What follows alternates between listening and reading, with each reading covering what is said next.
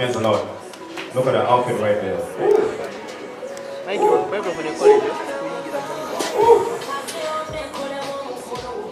Okay. It's about the time we will start. So, but before I start, I want to thank our sponsors. But first, let me first recognize Kati Events. It's going to be organizing the whole event, starting from 9th of December, Saturday, Sunday. The Queen will be telling you everything.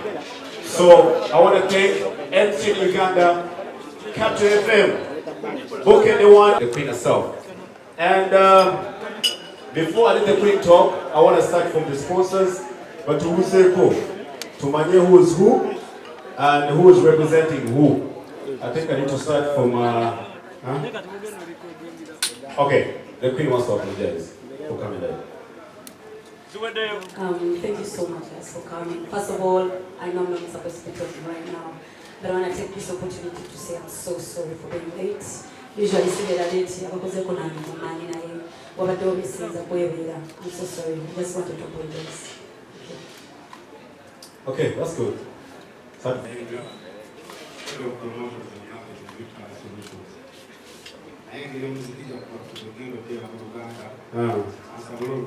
Sabula. When I'm in my one value, Uganda, you are a bit of Bambi Sheebah. And now you know, now I'm going to go out to work out. Give color solutions to present Bambi Sheebah. Here, I can go to Star. To give color solutions to get a movie. Paka. Bambi Sheebah, give color solutions to get us.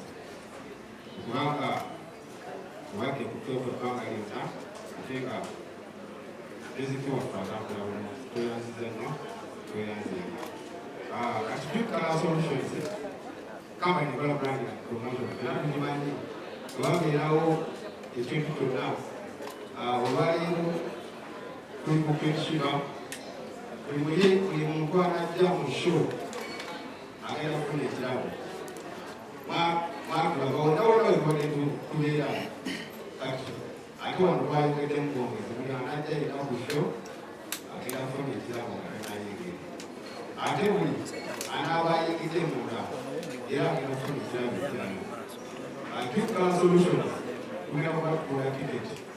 Ticket is to people who support and I just a solutions.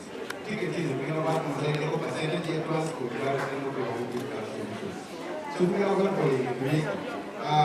we are including the phone. We have a chance around the coffee of this state. We have one away. Bambi, I have we are in coffee and one. We have one area to make new. Color solutions. Uganda, the two roots of the Tibet, each one in you. I think it's just season of the mark. Mark about the area. So, the two is up. We are going to find you. Kati,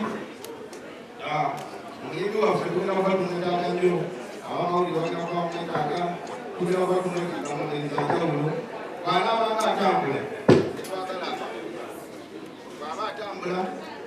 Kati, I see the home you, who the power bank of non-critical solutions. They seem to get up with a pool. Power bank here or 2 million in a capacity here, or what has one side the same second moving now. So, simply the general in a pedago. The people are going to be my key, or whenever we go by iPhone, they tell their iPhone to pay. So, they are Android, they would pay. So, if you are fit, we will do our data. So, Mama, if you have a joke, don't keep solutions. Keep some sleeping. I just think it's very good. Okay, thank you. Thank you so much. Careers, because we're a musical station, we work with artists, we really do a lot with them, but you see fire coming out. But I want to thank Queen Sheebah that she has kept the professional brand of herself to ensure that it's really smooth, the hardships, the glitches, she has still kept standing. And as well, I also want to thank for supporting Capital Radio. You have given us content. Yeah, last time we were with you in Fort Portal. Hey, you did us an amazing job, and with that facilitation that was not really worth the thought.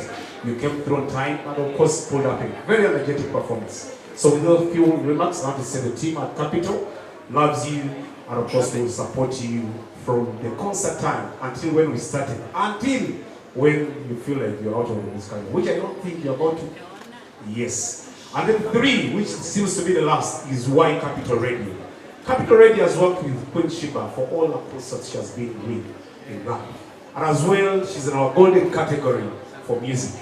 So when it comes to power play, she does not bribe anyone, she does not drop it, she does not even say JP, there's something for you, but we believe quality moves with quality. And brands move with brands. So we move with Queen Sheebah, and as Capital, we say this concert that is coming through on the 9th of December at Serena will support you with a full package of our ads, mentions, social media, interviews, whatsoever we trade. And we'll move with you, because what I know about Kati, that he moves from Kampala, he gets to Mbarara, he gets to Jinja, he gets across the whole country. And as Capital Radio, we are a national radio station. So we shall move with you from Serena until the last drop of the extras. For now, I'd like to say thank you so much for coming through all the media houses. And as Capital, we want to say keep listening to your freshest station for Uganda. And as well, we have a new baby before I leave, Kristen. We have the 9th December at the Serena Hotel.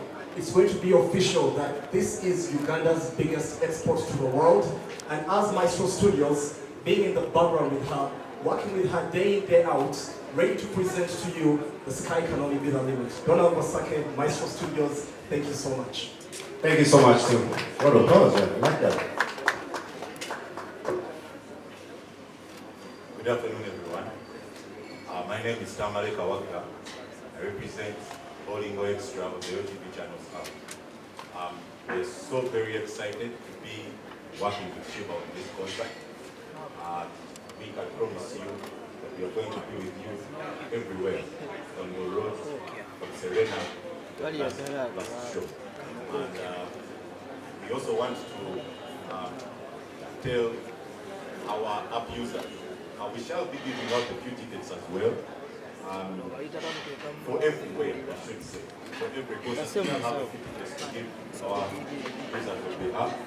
And maybe just tell you a little about what we do at Bolingo Extra. Bolingo Extra is a platform on the OTV channel. Ibao yonna biraga nti bukedde ffe tusinga okuteeka amaanyi mu bayimbi baawano ekyatiwakanya genda wetukire ku lw'ensonga eyo olunaku olwaleero tuli wano kweyama nti amaanyi gaffe ensi yonna egamanyi tetugenda okuteeka ku Sheebah okuviira ddala gy'atandikidde ku Serena mpaka gy'anaekereza. Mwenna mukimanyi omunene akwatagana na munene Kati events. Kati amyamunya mbanaye owamawulire waliwo awunya mu Kati kati gwani agana okolagana ne Kati era olunaku olwaleero mbakakasa ebyaffe tebyetaaga kwogerwa omuntu wa bulijjo ayagala okulaba Sheebah kalungi olunaku ennaku z'omwezi nga 9 eriiso tolijja ku Bukedde TV okutuuka tokujja ku mbuutikizi toleka lupapula lwaffe lwa Bukedde tugenda kusobozesa ensonga ezo okuzikola nga sinava waggulu njagala mutegeeze ku Bukedde gyenva ennaku z'omwezi nga 17 tutegese embaka ekkalawo omwaka mu luguudo wakati tugituumye embutu y'embuutikizi bwaguuga wakati mu luguudo eyanziza. Thank you so much.